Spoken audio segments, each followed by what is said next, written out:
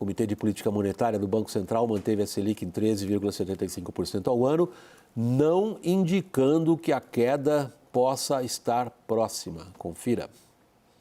Contrariando pressões políticas, o Copom não alterou a taxa básica de juros, que continua em 13,75% ao ano.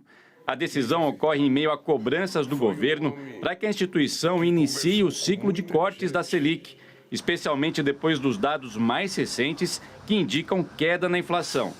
No comunicado, o banco justificou a decisão dizendo que, abre aspas, a conjuntura atual, caracterizada por um estágio do processo desinflacionário que tende a ser mais lento e por expectativas de inflação desancoradas, segue demandando cautela e parcimônia. Fecha aspas. Duro o comunicado, Leão. Talvez o comunicado tenha causado mais surpresa do que a própria taxa que todo mundo calculava. Né? Estava já, como é que fala? Precificado. Que seria essa? William, o Banco Central definitivamente viu o copo meio vazio. Ele não fecha totalmente as portas para uma queda na taxa de juros a partir de agosto, mas foi um consenso, pelo menos, entre vários analistas importantes de mercado, economistas, chefes de bancos, de consultorias, que o comunicado foi muito mais duro, ou hawkish, como se diz, né, na linguagem do mercado financeiro, do que era o esperado. O Banco Central, é verdade, tirou neste comunicado uma frase que estava no comunicado anterior da reunião de maio, em que ele acenava a possibilidade, diz que não hesitará em aumentar os juros caso haja uma nova pressão inflacionária. Isso sai do comunicado e foi tido como um sinal na direção do corte, mas muito insuficiente, muito leve em termos de sinalizações. O que fica de recado é que o Banco Central vai prestar muita atenção ali na definição da meta de inflação pelo governo, que sai agora no final de junho, e vai continuar acompanhando o movimento de taxa de câmbio e das expectativas para 2024, que na visão do Copom ainda estão elevadas em termos de inflação. E o marco fiscal, né, Daniel? Nós vamos entrar isso logo na sequência. Raquel, o governo trabalhou as expectativas, se empenhou que as expectativas melhorassem, como se fala no vocabulário anglo-saxão, talking up the economy. O Banco Central não comprou. Não comprou, William, e a reação dentro do governo está forte. Assim que saiu o comunicado, pouco tempo depois eu recebia mensagens de dentro do governo e ali dentro do Ministério da Fazenda, que costuma ser o bombeiro, dizendo: estão nos sabotando, isso é uma sabotagem, jogamos a toalha, não dá mais para conversar. Será que o Roberto Campos Neto está tentando forçar alguma situação? O que a gente tem, na verdade, ali de uma forma muito clara, o comunicado, como o Daniel estava mencionando, e alguns analistas de mercado também estão pontuando, ele não trabalha com um cenário base de corte dos juros em agosto. Ele deixa aberta essa possibilidade se o Conselho Monetário Nacional manter a taxa, a meta de inflação, se as expectativas... Me corrija, Raquel, se não me engano, agora no começo de julho, não é isso? Sim, é daqui a pouquinho. Obrigado. O Conselho Monetário Nacional manter a meta de inflação, se as expectativas de inflação estiverem caindo, ele não quis se comprometer. Ele não quis passar um recado um pouco mais político, desse uma sinalização que acalmasse. E para a Fazenda, que queria essa sinalização mais política, até para acalmar toda uma ala do governo que pede isso, ficou muito complicado. Lembrando que Haddad e Campos Neto tiveram um almoço às vésperas do Copom.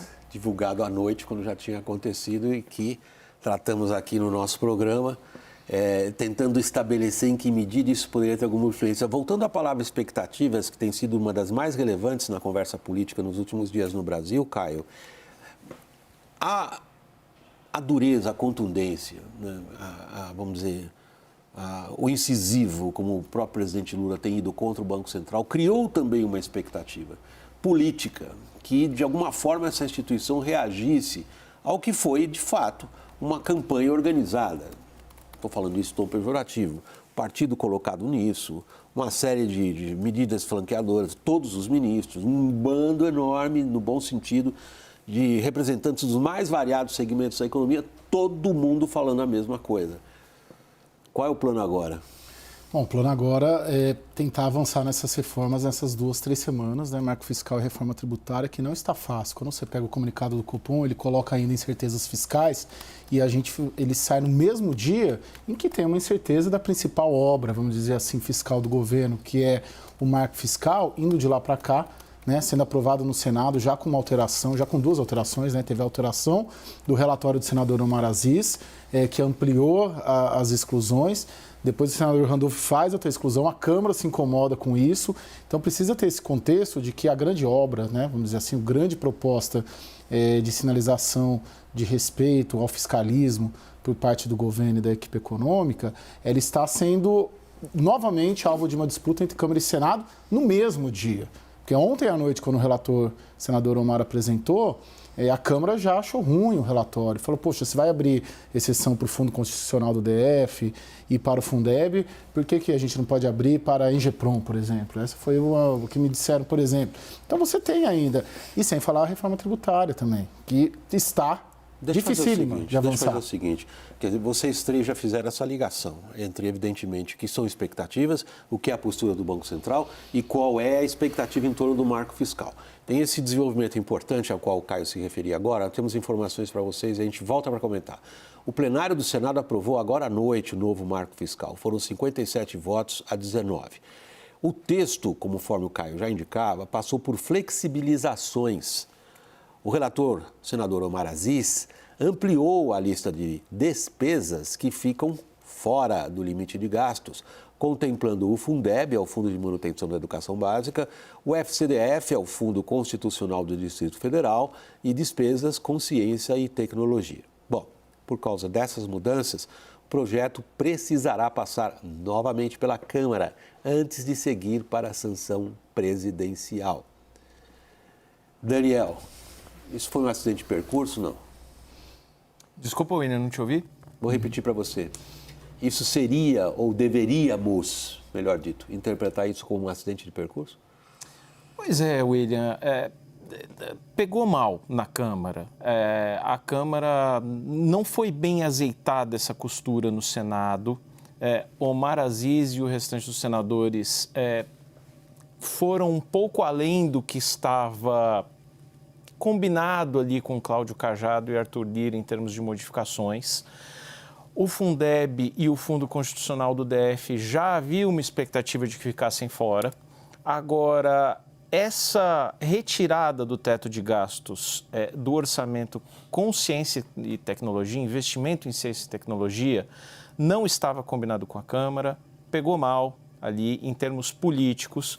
Agora o processo volta. Arthur Lira está querendo fazer uma grande semana de votações entre 3 e 7 de julho, uma semana de segunda a sexta, uma semana cheia, o que não é muito habitual aqui em Brasília, e aí colocar em votação marco fiscal, reforma tributária, CARF. Acho que vai ser uma semana bastante densa em termos de votações importantes para a economia. Agora, o clima não foi bem costurado entre Senado e Câmara, não. Vamos voltar com a mesma pergunta que eu fiz ao Caio. Qual é o plano agora? William, você sabe que eu estou mais preocupada com a reforma tributária, eu estou junto com o Caio, do que com o marco fiscal. Por favor, então, prossiga. Eu acho que essa questão do marco fiscal ele vai se resolver, vai voltar para a Câmara, eles vão mudar um pouquinho, vão colocar os fundos de novo, talvez o Lula vete alguma coisa, mas isso aí vai sair. Isso aí é um ajuste fino. A reforma tributária precisa da atenção do governo federal. O Haddad viajou hoje para o exterior, como o Caio muito bem ressaltou aqui ontem, deixou ali mais ou menos azeitado com o Lira, combinou de falarem por telefone, mas ele está fora. Então, o Lira está tocando isso, tem a reunião com os governadores amanhã. O que eu tinha apurado hoje, logo cedo, ontem teve uma reunião até às 2 da madrugada com a bancada do agronegócio. Ali o Aguinaldo Ribeiro fez uma série de promessas, prometeu a alíquota mais baixa para matéria-prima, para produto industrializado, prometeu um tratamento especial para o cooperativismo, enfim, atendeu várias demandas do setor Por um motivo muito simples, não dá nem para começar a falar nessa reforma, em aprovar a reforma tributária, se o agro não tiver embarcado. O pessoal do agronegócio está esperando o texto chegar, mas parece, tá? Que está caminhando para um acordo ali. E aí, o que os articuladores me disseram? Fechou com o agro, próximo passo é os governadores. É o que o Arthur Lira vai tentar amanhã cedo. Está bem difícil consenso. Passou os governadores, precisa negociar com os prefeitos das grandes cidades. Então, assim, não está fácil. Caio, eu interrompi você justamente quando você introduziu esse assunto. Não, William, eu tenho a impressão que a questão do arcabouço, a tramitação tende a ser aprovado, mas tem muita incerteza, e acho que o comunicado do Copom aponta isso, sobre a receita, né? Da onde vai vir a receita, porque a receita parece que ele conta com imponderável, né? Com decisões judiciais, né? Daí está o governo montando maiorias aí nas cortes superiores e também com alguns avanços legislativos que não são muito claros ainda, né? Como o projeto de lei do CARF.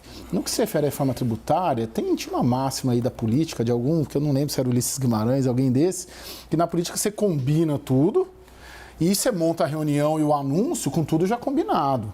Essa reunião dos governadores de amanhã é o contrário disso. Está cada um entrando numa reunião aberta, praticamente, né? Enfim, os 27 governadores estarão lá amanhã no Lago Sul, na residência oficial, que é onde mudou o eixo de poder, né? Mudou do Palácio da Alvorada para o Lago Sul, na residência oficial do presidente da Câmara e do Senado, né? Que são vizinhos. Cada um pensando de um jeito. Não está acertado. Hoje teve uma reunião do secretário de Fazenda, em que, pelo que eu levantei, estava levantando agora, conversando com um deles, Rio Grande do Sul e São Paulo disseram não reconhecer esse modelo de governança que a reforma tributária propõe. E estão fechando ali um texto para apresentar para o Aguinaldo Ribeiro amanhã também. Ou seja, se os secretários de Fazenda não estão acordando, quanto mais dizer 27 políticos, muitos deles experimentados, tem Ronaldo Caiado da vida, tem gente, né, com história, não vai ser amanhã isso daí. Olha só, Daniel, como é que a gente chegou a esse ponto da nossa conversa, da nossa análise aqui no WW. A gente começa vendo a grande decepção, que do ponto de vista, vamos dizer, de quem está sofrendo com juros, é uma enorme decepção. O comunicado, né, porque a taxa em si ninguém achava que ia cair hoje. Você sugere na sua análise, como a Raquel e o Caio também fizeram, que é uma série de fatores que ajudam a gente não a justificar, mas a tentar entender por que as coisas estão como estão. Uma delas são os acidentes de percurso para que o marco fiscal ande. Ok, Raquel e o Caio consideram que esses acidentes de percurso serão sanados em breve, mas aí entra um senhor problema na frente, tributário, porque se mexe com tudo e com todos. Como é que está parado isso agora?